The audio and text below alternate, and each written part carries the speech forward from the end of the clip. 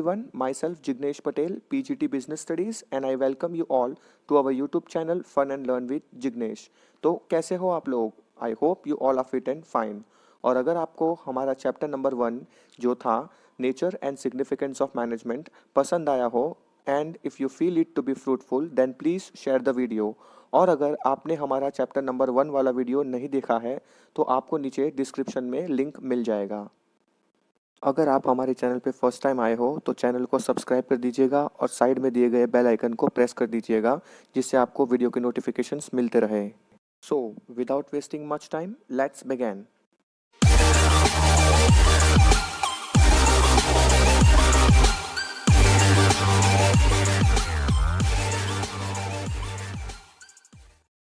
तो आज हम स्टार्ट करेंगे हमारे चैप्टर नंबर 2 से जो है प्रिंसिपल्स ऑफ मैनेजमेंट, जैसे कि आप स्क्रीन पे देख सकते हो.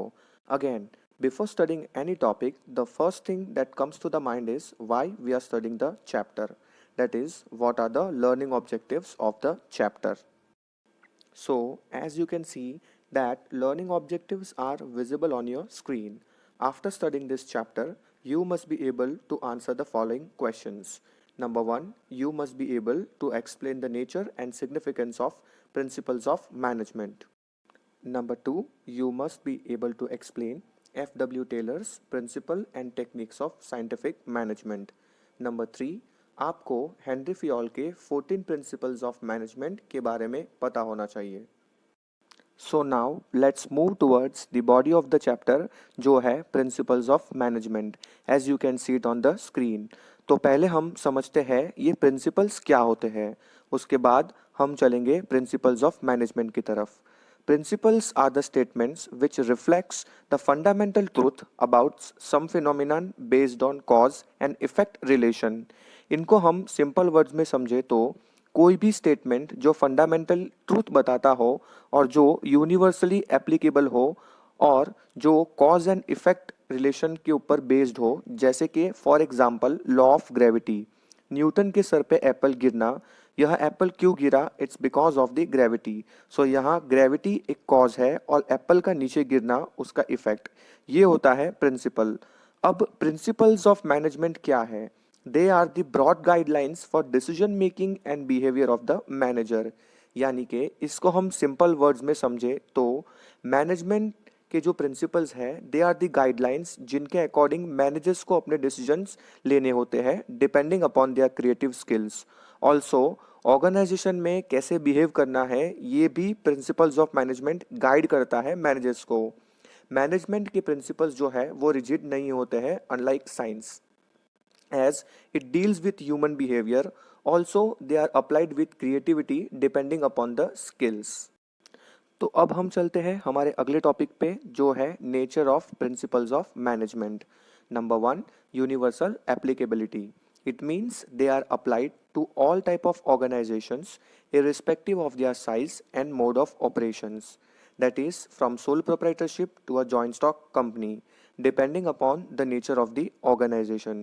इसको सिंपल वर्ड्स में समझे तो ये प्रिंसिपल हर टाइप की ऑर्गेनाइजेशन में अप्लाई होते हैं, फिर चाहे वो सोल प्रोप्राइटरशिप हो या joint stock company. Number 2, general guidelines. They are the general guidelines to action but do not provide straight solution. यानी कि ये principles of management general guidelines है जो आपको गाइड करेंगे डिसीजन लेने में, बट एग्जैक्ट डिसीजन क्या लेना है, कैसे लेना है, it depends on the decision maker skill and creativity because business environment change होते रहते हैं. Number 3, formed by practice and experiment. इसको सिंपल वर्ड्स में समझे तो management principles deep and thorough research work से डेवलप किए गए हैं. ये कोई ओवर द नाइट डेवलप नहीं किए गए हैं. Proper experiment and observations are conducted before developing them. Number 4, flexible. Principles of management are applied under different conditions differently by different managers. Some changes have been made in the application of principles according to the requirement of the company. यानी कि management principles different situation में differently apply किए जाते हैं. यहाँ managers situation के according principles को modify करके अप्लाई करते हैं. Hence, we can say that they are not the rigid statements. Number 5, mainly behavioral. Management principles are formed to guide and influence the behavior of the employees. These principles are insisted to improve relationship between superior, subordinate and all the members of the organization. In simple words, management principles जो हैं वो human behaviour से deal करते हैं और वो superior subordinate relationship को improve करने के लिए अप्लाई किए जाते हैं. Number 6, cause and effect relationship. यह कॉज एंड इफेक्ट रिलेशनशिप क्या है ये हमने meaning of principles of management में देखा है. This principles tells us about if a particular principle when applied in a given situation what could be its effect. हालांकि यहाँ ये भी जानना ज़रूरी है कि ये प्रिंसिपल से परफेक्ट रिजल्ट आए ऐसा कोई कंपल्शन नहीं है, बिकॉज प्रिंसिपल्स जो है वो ह्यूमन बिहेवियर्स के ऊपर अप्लाई किए जाते हैं and it's very difficult to predict human behavior with 100% accuracy. Number 7, contingent. Application of management principles is based upon the situation prevailing in the organization. Also, its application is based upon nature of the organization. Application of the principle of management changes with the change in the situation. इसको simple words में समझे तो अगर हमें principles of management को organisation में apply करना है तो इट डिपेंड्स अपॉन कि ऑर्गेनाइजेशन की करंट सिचुएशन कैसी है, उसका नेचर कैसा है और जैसे जैसे सिचुएशन चेंज होती रहती है प्रिंसिपल्स ऑफ मैनेजमेंट की एप्लीकेशन भी चेंज होती रहती है. तो अब हम चलते हैं वीडियो के नेक्स्ट टॉपिक में जो है significance of principles of management, जैसे कि आप स्क्रीन पे देख सकते हो. Number 1, provides manager with useful insights into reality. Let's understand this in simple words. As management principles act as a guidelines for the managers, these principles improves knowledge, ability and understanding of managers under different situation. The effect of these principles help the managers to learn from their mistakes and helps them to take right decisions at right time.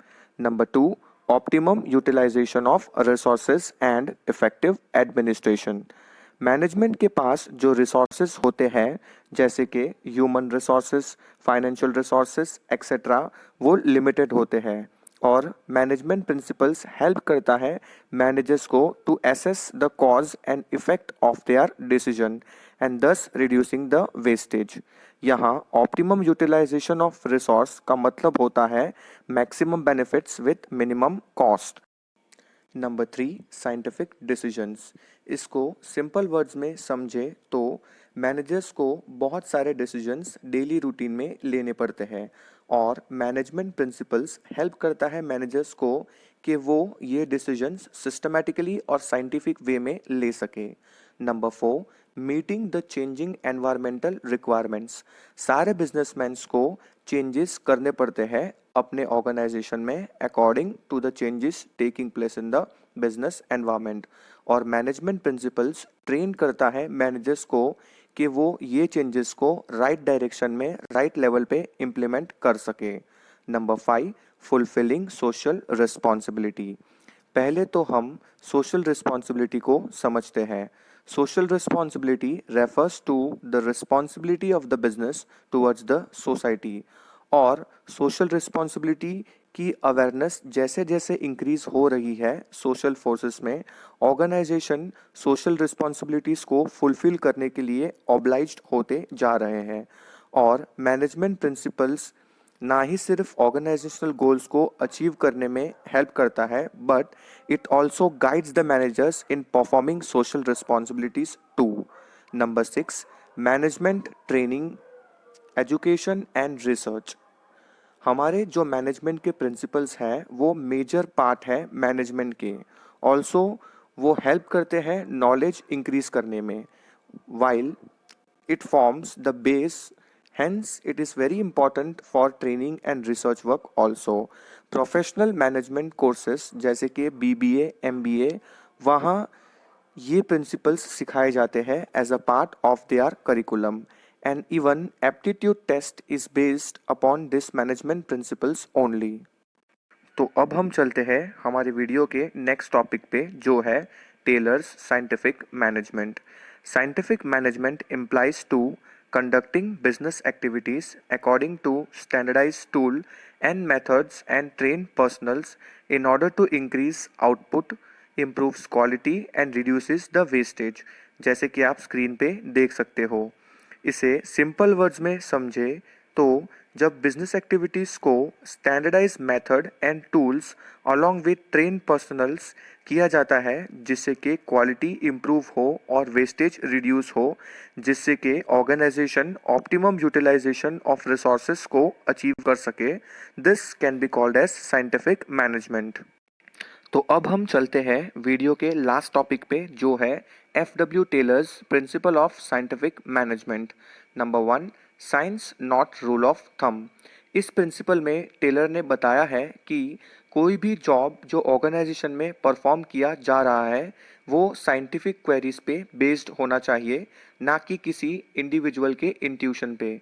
अगर एक person के intuition पे job perform होते हैं तो वो rule of thumb के favour में होते हैं। रूल ऑफ थंब का मतलब होता है जब कोई पर्सन उसके इंट्यूशन के ऊपर डिसीजंस ले, और टेलर रूल ऑफ थंब के अगेंस्ट में थे। ही बिलीव दैट साइंटिफिक क्वेरीज को मैनेजमेंट के मेन डोमेन में लाना चाहिए और किसी के इंडिविजुअल इंटेंशन या उसके इंट्यूशन पे डिसीजंस लेना नहीं चाहिए। Number 2, harmony not Discord. Here, Taylor emphasizes that there must be harmony between the workers and the management. Also, he says that there must be mental revolution on the part of workers and the managers both. Here, mental revolution means changes in the attitudes of workers and the management towards each other, from competition to cooperation, to eliminate any conflict arising between them. For example, the main objective of worker is to earn more and the objective of management is to maximize production. So, instead of discarding each other's objective, workers can earn more by producing more, which in turn will help the organization in maximizing the production. Number 3, cooperation not individualism. ये principal harmony not Discord का extension है। यहाँ Fayol कहते हैं कि labour and management के बीच cooperation होना चाहिए, ना कि इंडिविजुअलिज्म। जब एम्प्लॉयज़ के फ्रूटफुल सजेशंस को मैनेजमेंट कंसिडर करता है तो even employees feel motivated and which में prevent them from going on strike. Number 4, development of each and every person to his or her greatest efficiency and prosperity.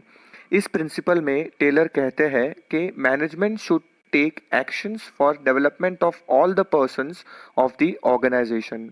Also employees को अपनी ability के according task assign करना चाहिए जिससे कि वो अपनी प्रोडक्टिविटी को इम्प्रूव कर पाए and which in turn benefits the organisation. तो बस व्यूवर्स, आज के वीडियो में बस इतना ही। आगे का चैप्टर हम नेक्स्ट वीडियो में कवर कर लेंगे। आई होप आपको कंसेप्ट समझ में आया होगा, और अगर आपको कोई भी डाउट हो तो आप नीचे कमेंट सेक्शन में मुझे पूछ सकते हो। Thank you for watching the video. जय हिंद, जय भारत।